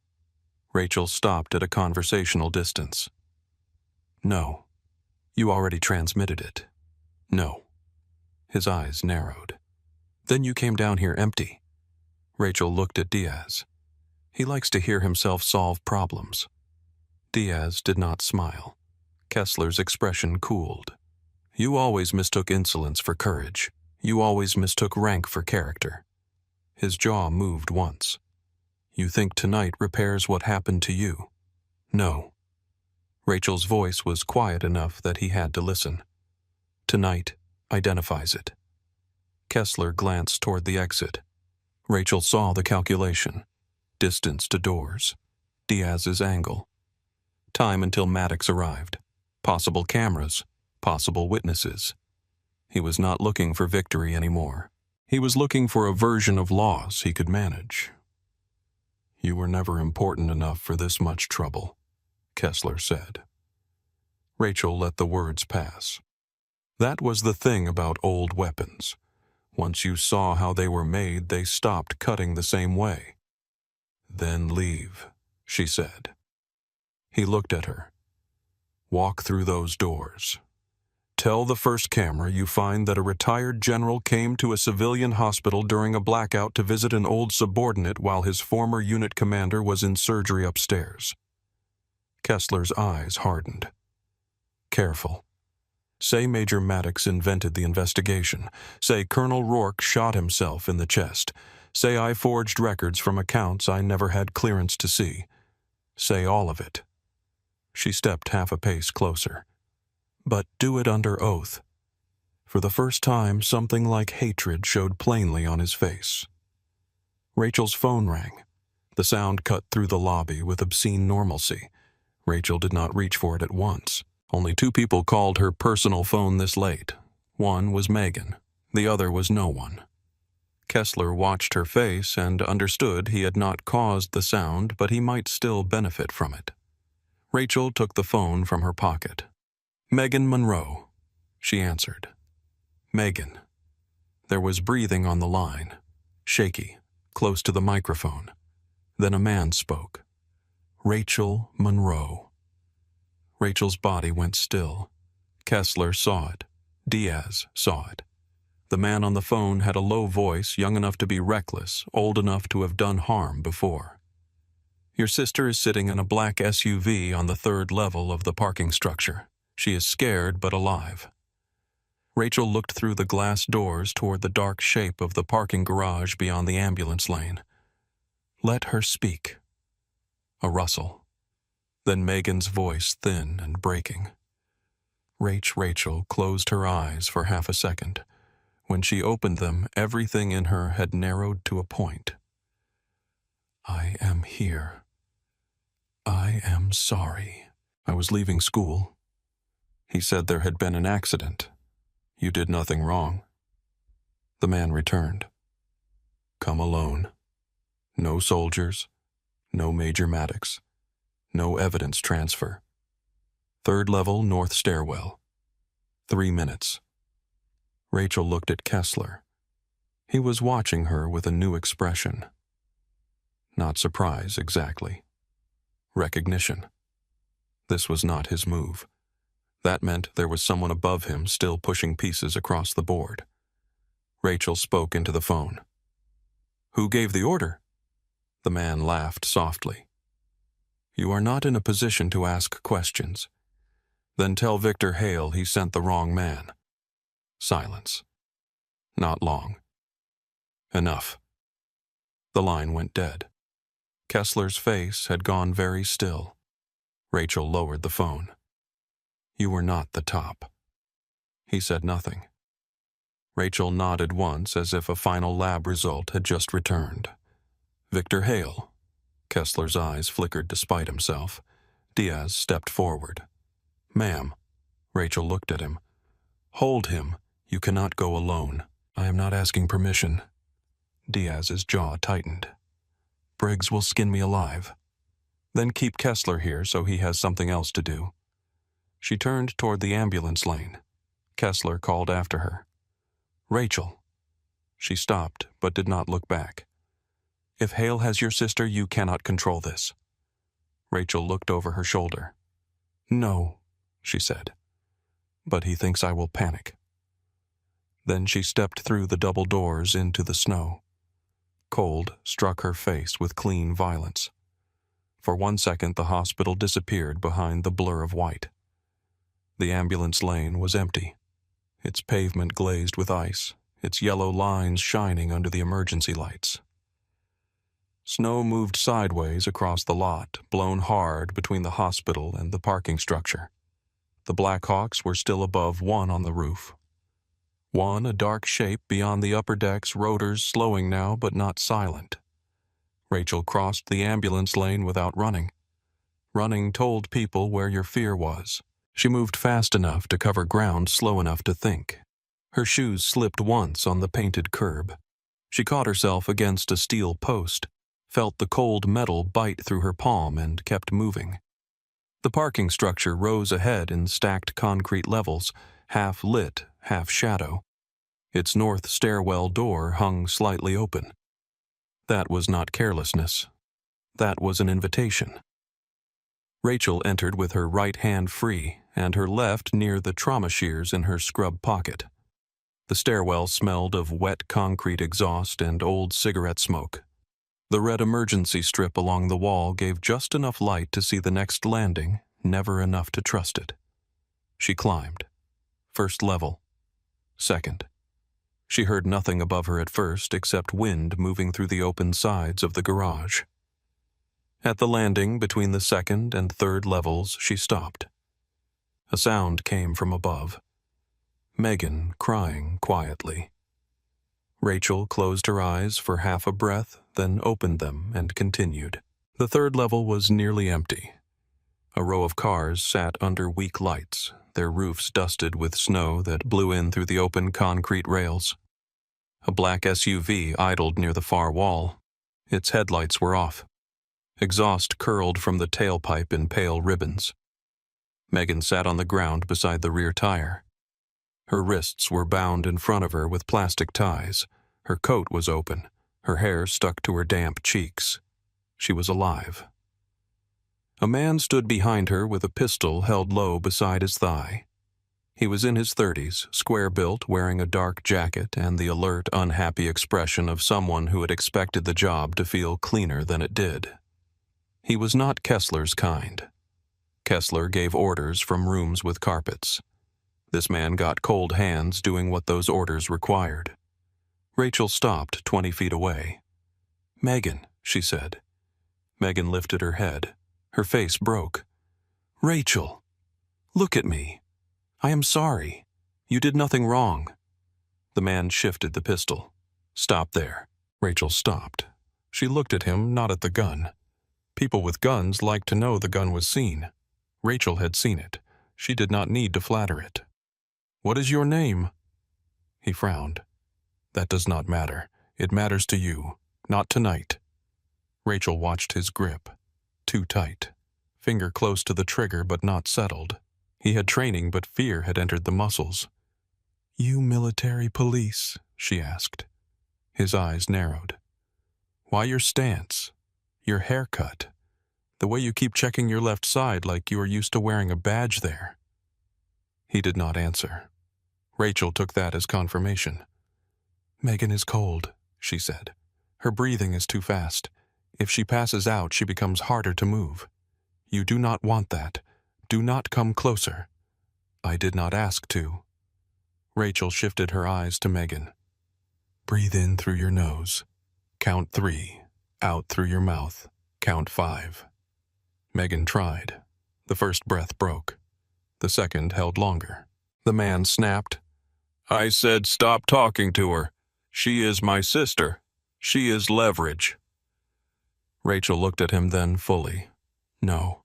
She is Megan Monroe. She teaches 2nd grade at Pine Creek Elementary. She buys too many candles. She thinks ugly dogs are cute. She hates black coffee and pretends not to cry at school concerts." Megan made a sound between a sob and a laugh. The man's face tightened. Rachel took one step closer. He raised the gun. Rachel stopped again. "Tell Victor Hale I came." The man's reaction was small, but the night had trained Rachel to live inside small reactions. A blink too late, a breath caught and hidden, a tightening at the jaw. "You do not know that name," he said. "I know it now." His eyes flicked toward the SUV. Someone was listening. Rachel knew it. She looked at the dark windshield. "Victor Hale," she called, voice steady. "If you wanted to scare me, you should have sent someone who did not feel bad about the work." The back window of the SUV lowered 2 inches. A voice came through, smooth and controlled. "Rachel Monroe." She did not move. Victor Hale stepped out of the vehicle. He was older than Kessler, early 60s, trim silver at the temples, wearing a dark wool coat that looked too expensive for a hospital parking garage. His shoes were clean despite the slush. His hands were gloved in black leather. He carried no visible weapon. He did not need one. The man with the pistol was his weapon. Hale looked at Rachel as if she were a document he had been waiting to read. "I expected someone taller," he said. Rachel said nothing. Hale smiled. "Kessler described you as stubborn. Rourke described you as precise. Maddox described you as inconvenient. Which one was right?" "All 3. Wind blew snow between them." Megan shivered on the concrete. Rachel's eyes moved once to her sister's hands. The tie was tight enough to mark skin but not cut circulation yet. No visible bleeding, no head injury, no obvious limp. Panic and cold were the danger now. Hale noticed Rachel noticing. Always assessing, he said. "That is what made you difficult. What made me difficult was keeping copies." His smile thinned. "Copies can be questioned. Money trails cannot. Money trails can be explained by people who understand how money moves." Rachel looked at the man holding the gun. "And is that what you told him? That all of this was just explanation?" The man's throat moved. Hale's voice sharpened slightly. "Dane, keep the weapon on her." "Dane." Rachel filed the name. Dane adjusted the pistol. Rachel looked back at Hale. "You funded the shell companies. Kessler provided access. Someone inside logistics moved routes and medical evacuation windows. Rourke found Kessler first because Kessler was arrogant enough to leave fingerprints in command channels. But the money was yours." Hale studied her in the cold. "You have spent 3 years in an emergency room being ignored by people who thought you were beneath them. That must have been useful training." Rachel took the insult without expression. Hale continued. "You are tired. Your sister is terrified. Rourke may still die on the table. Maddox has bruises and half a warrant package. Kessler is finished. I accept that." He became sentimental about rank. Men like that always confuse old power with permanent power. Dane glanced at him. Hale saw the glance and ignored it. "I am offering you a clean ending," Rachel said. "There is no clean ending. For you there can be." He took one slow step forward. Dane's pistol tracked the movement, uncertain now where the center of command was. Hale lowered his voice. "Your record restored. Public apology. Financial settlement large enough that your sister never grades papers again. A medical directorship if you want one. Federal protection from the people Kessler angered. You give me the archive and you walk out of this as the woman who survived a tragic misunderstanding. Megan stared at Rachel. Rachel did not look at her. Not yet. Hale's eyes softened in a practiced way. Do not pretend you never wanted your name back. The words reached her. They should not have. She had built walls around them, thick ones, quiet ones. But there were sentences that knew where the cracks lived. She had wanted her name back. She had wanted to open an envelope and find the world corrected inside it. She had wanted someone with authority to say the paperwork was wrong, the accusation was false. The career they took from her had been taken because she told the truth too early to be useful. She had wanted Megan to stop asking what happened. She had wanted to sleep without touching the water bottle in the dark to make sure it was still there. Hale watched her face and saw something move. He smiled. There she is. Rachel looked at him. My name was never yours to return. The smile faded. Dane shifted behind Megan. His gun wavered by a fraction. Rachel saw the opening before it became an opening. She spoke to Dane, not Hale. He is going to leave you here. Dane's eyes flicked to her. Shut up. When this falls apart, you become the man with the gun. Not Hale, not Kessler. You. Hale said Dane. Rachel kept her voice even. You kidnapped a schoolteacher from a parking lot. You brought her to a hospital garage during a federal operation. If she gets hurt, your name is the one on the charge sheet. Dane's hand tightened. Hale's tone turned cold. Control her. Dane raised the gun higher. Megan flinched. Rachel moved. Not forward. Sideways. A small step toward a concrete pillar, forcing Dane to adjust angle. His gun followed her. That pulled it half an inch away from Megan. Half an inch was not safety. It was a beginning. A shot cracked from the stairwell. Not at Dane. At the concrete near his right foot. The sound exploded across the garage. Dane jerked back. Rachel crossed the distance in 3 strides. She struck his wrist with the heel of her hand, driving the muzzle outward. Her other hand caught the trauma shears from her pocket. She hooked the metal handle hard against his thumb joint and turned. Pain opened his grip. The pistol clattered across the concrete. Megan screamed. Dane swung with his other hand, catching Rachel along the cheek. Light flashed in her vision. She drove her shoulder into his chest and used his momentum against him, turning him into the side of the SUV. Briggs came out of the stairwell with 2 operators behind him. Dane hit the ground under their weight. Hale stepped backward. Major Claire Maddox entered from the opposite ramp, breathing hard, a red folder clutched under one arm and a pistol held steady in both hands. Victor Hale Maddox said, "Do not move." Hale looked at the folder. For the first time, his composure did not vanish. It simply stopped working. Rachel dropped to Megan's side and cut the plastic tie with the trauma shears. Megan's hands came free. She grabbed Rachel so hard it hurt. Rachel held her. "I have you." Megan shook against her. "What is happening?" Rachel looked over Megan's shoulder at Hale. "The thing I should have told you about 3 years ago." Megan pulled back just enough to see her face. Rachel's cheek was reddening where Dane had hit her. Megan touched it with trembling fingers. Rachel caught her hand. "I am okay." "No, you are not." Rachel almost smiled. "No, but I am here." Maddox moved toward Hale, red folder still tucked close. "Victor Hale, you are being detained under federal authority pending investigation into conspiracy obstruction, unlawful exposure of classified operations, trafficking of protected operational intelligence, and material support resulting in loss of life." Hale looked at Rachel, not Maddox. "You think this ends with me in handcuffs?" Rachel stood slowly. "No." Hale's mouth curved. "Then you are smarter than she is." Rachel wiped blood from the corner of her mouth with the back of her hand. "It ends with the money." Hale's expression changed. There it was. Not fear of prison, not fear of scandal, fear of the record. Rachel turned to Maddox. He was in the hospital. Maddox's eyes narrowed. Before the power cut, he needed an office, not an exit, somewhere with network access, camera control, internal communications. Briggs looked toward the hospital. Administrative wing. Rachel nodded.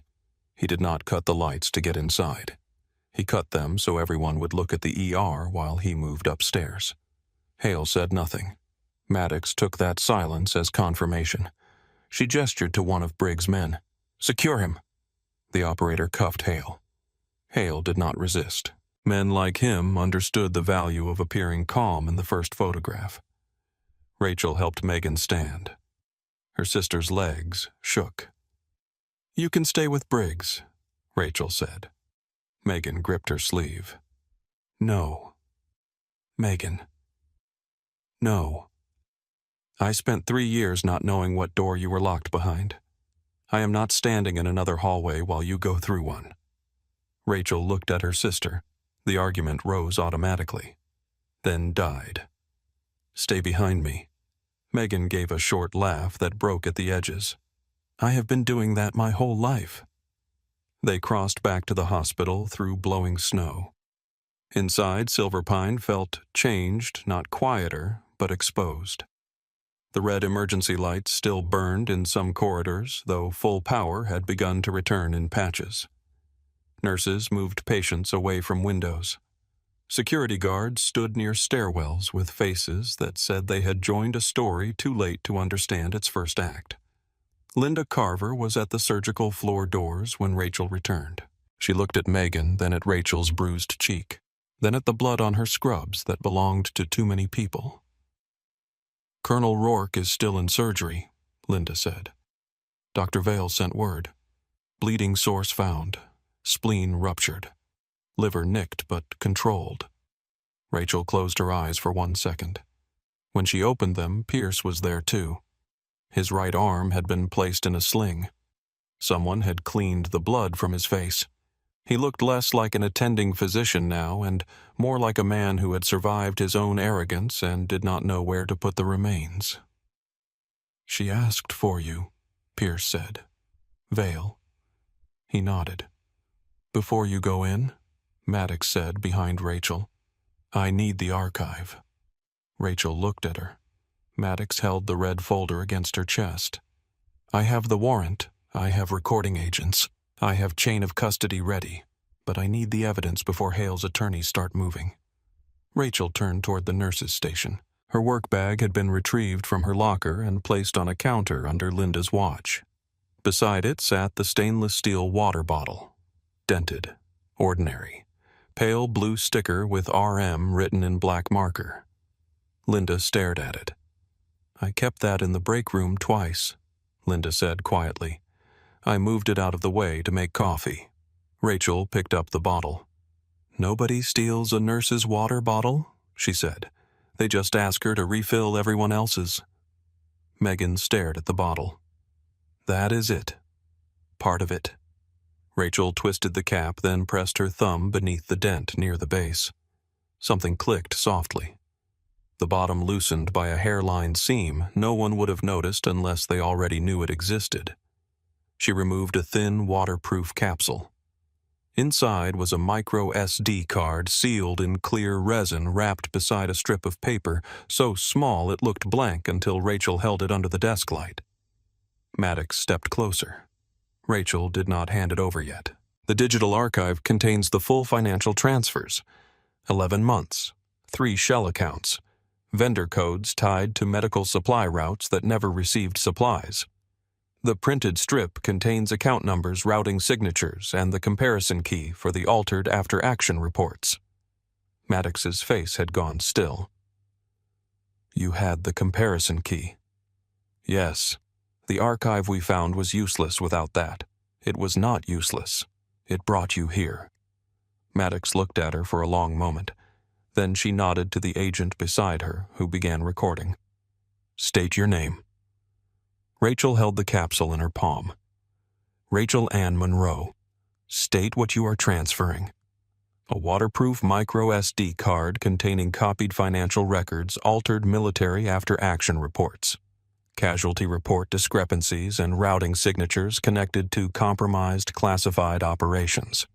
Also, a printed comparison key in microtext. Where has it been stored in my possession since separation from service? Hidden in the false bottom of my personal water bottle. Maddox extended a sealed evidence pouch. Rachel placed the capsule and strip inside. The pouch closed. The sound was small. It felt larger than thunder. Megan covered her mouth with one hand. Rachel looked at the pouch and felt nothing at first. That surprised her. She had carried it for so long that she expected release to feel like joy or grief or collapse. Instead, there was space. A quiet space where fear had been standing. The operating room doors opened. Dr. Serena Vale stepped out, mask hanging loose around her neck. Her gown was streaked with blood. Her eyes found Rachel immediately. "He is alive," Vale said. Hayes, who had returned with Kowalski, made a sound and bent forward, hands on his knees. Vale continued. "Critical, cold, missing a spleen. Lucky to be alive. He has a chest tube now, and a lot of blood that did not start the night in his body." Rachel nodded. "Brain pupils reactive. No sign yet of catastrophic hypoxia. We monitor." "Thank you." Vale looked at her as if the thanks were too small for the night and exactly enough. "Your decompression bought him the table." Rachel looked through the doors behind Vale toward the white light where Rourke had vanished. His people bought him the rest. Vale stepped aside. "You can see him through the glass before I see you transport." Rachel hesitated. Then she went. Colonel Jack Rourke lay under surgical lights connected to lines, tubes, monitors, and machines doing pieces of work his body could not yet do alone. He looked smaller now, not weak, just stripped of command, stripped of myth, reduced to the basic human act of staying. Hayes stood beside Rachel at the glass. "He made it," Hayes whispered. "For now. I will take for now." Rachel nodded. "So will I." Behind them, Pierce approached slowly. "I owe you an apology," he said. Rachel did not turn. For which part? He accepted the blade because he had earned it. For thinking quiet meant ordinary. For treating useful like replaceable. For not asking why you always knew where everything was before I needed it. Rachel watched Rourke's chest rise under the ventilator. Most people only notice the person who interrupts the room. I noticed tonight. "Yes." Pierce looked at the floor. "That does not undo yesterday." "No." He breathed in. "But I am sorry." Rachel finally looked at him. He seemed smaller with the sling, but not diminished. More accurate. "Then be different tomorrow," she said. Pierce nodded. Linda stood near the nurse's station, arms folded, but there was no armor in it now. "I put you on turnover because you never complained," she said. Rachel looked at her. Linda's throat moved.